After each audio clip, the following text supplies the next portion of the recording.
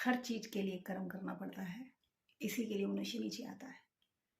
कोई भी चीज ये मत सोचिए आध्यात्मिकता वो कर्म नहीं है, उसके लिए भी बैठ के कर्म तो करना ही पड़ेगा। मोक्ष कर्म नहीं है, मोक्ष को पाने के लिए भी कर्म करना पड़ेगा।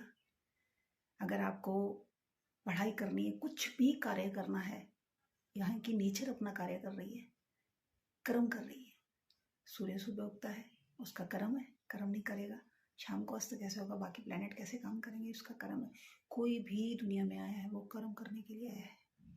जीव जंतु प्राणी पौधे एक अवधि के बाद वो खत्म हो जाते हैं, चाहे वो पेड़ हो, पौधे हो, वनस्पति हो।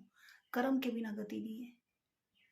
सबसे ज्यादा कर्म को कल्पना दी गई, वो थी मनुष्य में खासियत।